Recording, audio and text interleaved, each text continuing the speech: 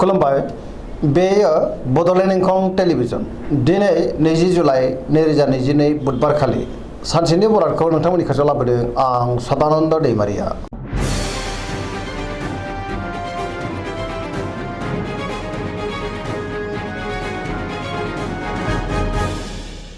सिगां फरायनो लादों मेष राशि गिबि हांखो अ ल। दिनैनि साना मोजां आरो गाज्रिनि गेजेरजों बाबेरलांगोन। गोजोननि आंखाल जानोबो हागौ। गोसोआव जिंगाया बांगोन। गुबुननि थाखाय नाङा फाङा जेंनायाव गोग्लैनांनोबो हागौ आरो गोबां खस्थ' मोननांनोबो हागौ। गोसोखौ दिनै जोबोर उसुखुथु आरो गुलुं गुजुं मोनगोन। मावनो हानाय खामानिखौ मावफुंनो गोब्राब जागोन। देहाया बारा मोजां थानाय नङा। रांखावरियाव मोजां अब्लाबो नाथाय खरसाया बांगोन। बेफार फालांगियाव मोजां होनजायो। समाजाव मान मोनगोन। न'खराव दिनै अनलायनाय फैगोन। बिमा बिफानि अननाय आदरखौबो मोननो हागोन। बहाबा हान्थिनो एबा दावबायनो खाबु मोननो हागौ। लाइमोनफोरा दिनै जोबोर आला खाला जागोन। फरायसाफ्रा फरायनायाव गोसो दुंगोन आरो मोजां फिथाइ मोननोबो हागोन।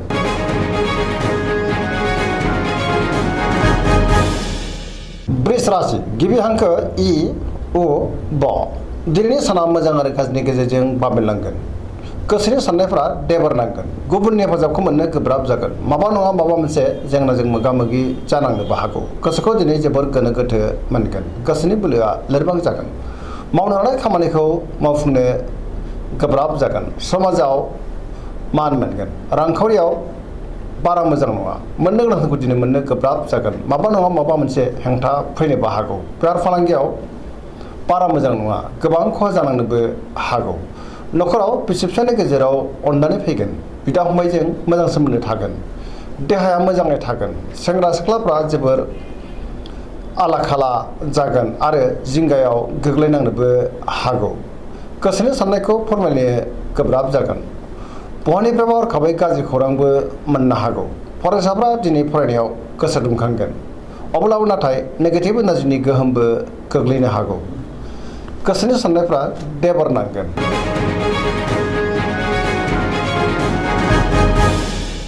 मिथुन राशि गिबि हांखो क स। दिनैनि साना बारा मोजां नङा। नेगेटिभ एनार्जिनि गोहोम गोग्लैगोन। गोसोखौ दिनै जोबोर आला खाला आरो गिलुं गिलुं मोनगोन। मावनो हानाय खामानिखौ मावफुंनो हागोन। देहाया बारा मोजां थानाय नङा। हरखाबै लोरबां जानो हागौ। जानाय लोंनायाव सांग्रां जानांगोन। रांखावरियाव बारा मोजां नङा। बेफार फालांगियाव मोजां नङा। गोबां खहा जालांनोबो हागौ। न'खराव एना एनि फैनोबो हागौ। समाजाव नाथाय मान मोननो हागोन। गुबुननि हेफाजाबखौ मोनगोन। बहाबा थांनो एबा दावबायनो खाबुबो मोननो हागौ। गोसोनि बोलोआ अब्लाबो लोरबां जागोन। गियाननि आंखाल जानोबो हागौ। लाइमोनफोरनि गोसोआ दिनै जोबोर आला खाला जागोन। गोसोनि साननायखौ बुंफ्रुनो गोब्राब जागोन। नेगेटिभ एनार्जिनि गोहोम गोग्लैनोबो हागौ। सांग्रां जानाया गाहाम।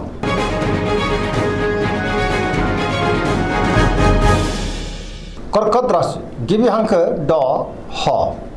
दिनैनि साना जोबोर मोजां। गुबुननि हेफाजाब मोननो हागौ। गोसोखौ दिनै जोबोर गोजोननाय मोनगोन। मावनो हानाय खामानिखौ थि समावनो आरो गोरलैयैनो मावफुंनोबो हागोन। रांखावरियाव दिनै जोबोर मोजां। बेफार फालांगियावबो जोबोर मोजां।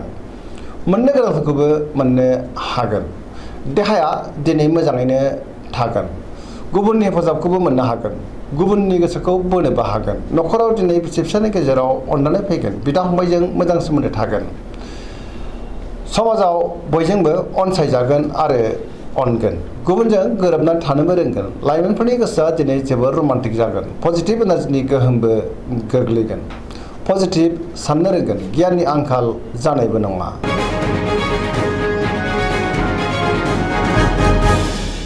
सिंह राशि गिबि हांखो म ट।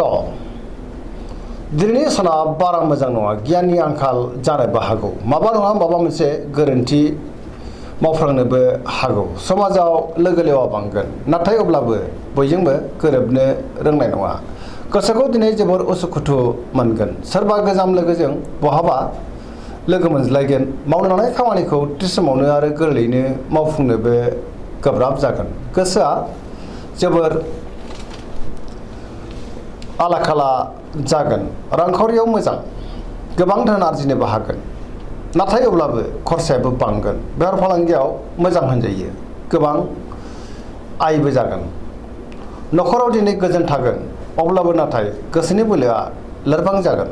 गुबुननि गोसोआव बोनो हानाय नङा। सेंग्रा सिख्लाफ्रा बहानिफ्रायबा मोजां खौरां मोननो हागौ।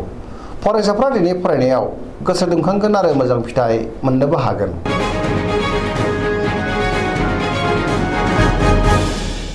कन्या राशि गिबि हांखो प ट। दिनैनि साना बारा मोजां नङा। सोरनिबा थाखाय गोबां रोखोमनि जेंनायाव गोग्लैनांनोबो हागौ। गोसोआव गोग्गो आरो गोथों साननाय फैनाय नङा। नाङा फाङा जेंनायाव गोग्लैनांनोबो हागौ। बेफार फालांगियाव मोजां। सोरबा गोदान सुबुंजों बहाबा लोगो मोनज्लायनो हागौ। न'खराव अननानै फैगोन। फरायसाफ्रा दिनै फरायनायाव गोसो दुंखांगोन। सेंग्रा सिख्लाफ्रा गोसोखौ दिनै जोबोर आला खाला मोनगोन। समाजाव नाथाय मान मोननो हागोन। देहाया मोजाङै थागोन। गोसोनि बोलोआ नाथाय अब्लाबो लोरबां जागोन। गोसोनि साननायफ्रा देबर नांनोबो हागौ। जोबोर उसुखुथु मोनगोन। नेगेटिभ एनार्जिनि गोहोमबो गोग्लैनो हागौ। सांग्रां जानाया गाहाम।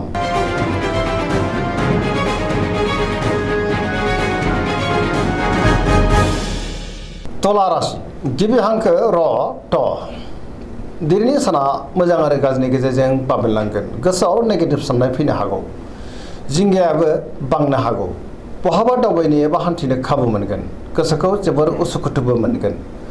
गोसोनि बोलोआ नाथाय बांनोबो हागौ। गुबुननि थाखाय गोबां जेंनायाव गोग्लैनांनोबो हागौ। सांग्रां जानाया गाहाम।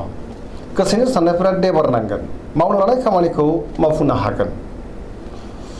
देहाया मोजाङै थागोन। रांखावरियाव मोजां। मोननो गोनांखौ मोननो हागोन। न'खराव बिसि फिसायनि गेजेराव अननानै फैगोन। बिदा फंबायजों मोजां सोमोन्दो थागोन। समाजाव मान मोनगोन। बेफार फालांगियाव मोजां होनजायो। फरायसाफ्रा दिनै फरायनायाव गोसो दुंखांगोन आरो मोजां फिथाइ मोननोबो हागोन। गोसोनि साननायफ्रा नाथाय अब्लाबो देबार नांनोबो हागौ।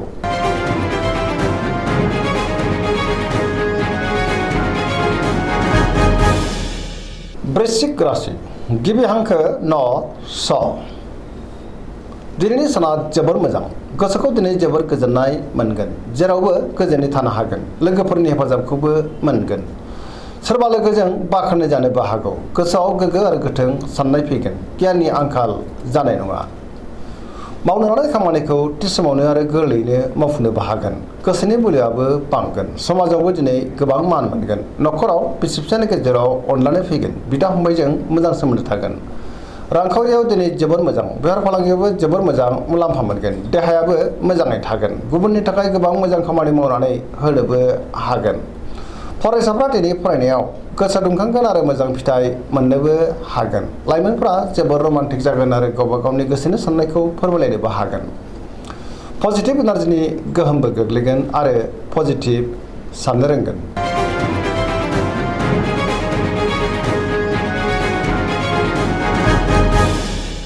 धनु राशि गिबि हांखो ढ फ भ। दिनैनि साना जोबोर मोजां। गोजोननि आंखाल जानाय नङा। गुबुननि हेफाजाबखौ मोननो हागोन। गोसोआव पजिटिभ साननाय फैगोन। पजिटिभ एनार्जिनि गोहोमबो गोग्लैगोन। गोथों आरो गोग्गो साननो रोंगोन। गियाननि आंखाल जानाय नङा। सोरजोंबा जोबोर अनजागोन आरो मोजां मोनजागोन। गोसोनि बोलोआ बांगोन। धोरोमारि बिथिङावबो दिनै गोसो दुंखांगोन।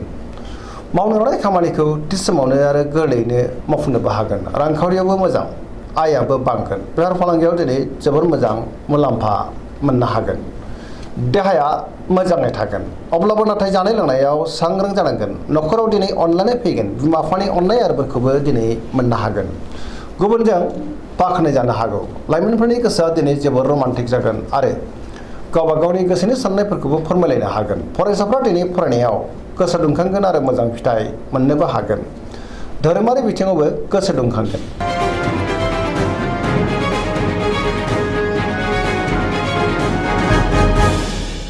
मकर राशि गिबि हांखो ख ज।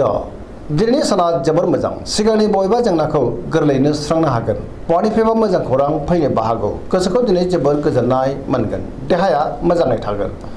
गोसोनि साननायफ्रा मोगथाङाव जाफुंगोन। रांखावरियाव दिनै जोबोर मोजां। मोननो गोनां धोनखौ मोननो हागोन। बेफार फालांगियावबो दिनै जोबोर मोजां मुलाम्फा मोनगोन सोरजोंबा बाख्नाय जानोबो हागौ मावनो लानाय खामानिखौ थि समावनो आरो गोरलैयैनो मावफुंनो हागोन पजिटिभ एनार्जिनि गोहोमबो गोग्लैगोन लाइमोनफोरनि गोसोआ दिनै जोबोर रमान्टिक जागोन बहानिफ्रायबा मोजां खौरां मोननो हागोन गोसोनि साननायखौ दिनै गुबुननो फोरमायनोबो हागोन गुबुननि अनसायनाय मोननानै गोसोखौ दिनै बांसिन गोजोननाय मोनगोन धोरोमारि बिथिङावबो गोसो दुंखांगोन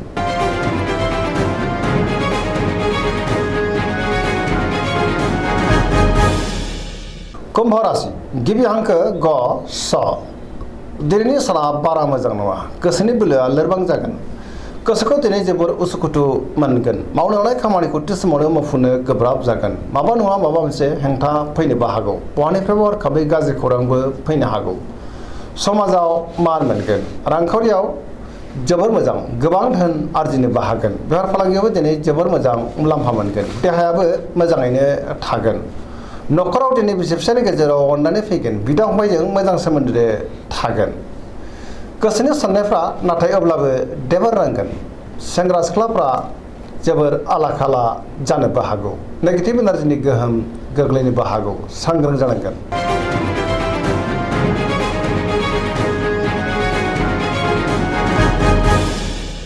मीन राशि गिबि हांखो ड स दिनैनि साना बारा मोजां नङा गोजोननि आंखाल जानो हागौ माबा मोनसे गाज्रि खौरांबो मोननो हागौ गोसोखौ दिनै जोबोर आला खाला मोनगोन गोसोनि बोलोआ लोरबां जागोन देहाया मोजाङै थागोन रांखावरियाव मोजां बेफार फालांगियावबो मोजां होनजायो न'खराव दिनै अननानै फैगोन गुबुननि थाखाय नाङा फाङा जेंनायाव गोग्लैनांनोबो हागौ जेरावबो सांग्रां जानांगोन गोसोआ दिनै जोबोर आला खालाबो जागोन गोसोनि साननायफ्रा देबर नांनो हागौ नेगेटिभ एनार्जिनि गोहोमबो गोग्लैनो हागौ दिनैनि राशि फरायनाया एसेनोसै जोबनायाव बेखौनो खावलायो जाहाथे नोंथांमोना सानफ्रामबो जोंनि बे बड'लेण्ड इंखं टेलिभिजनखौ नायबाय थायो आरो साबस्क्राइब खालामो लोगोसे लाइक खालामो आरो शेयार खालामो एसेनोसै गोजोन्थों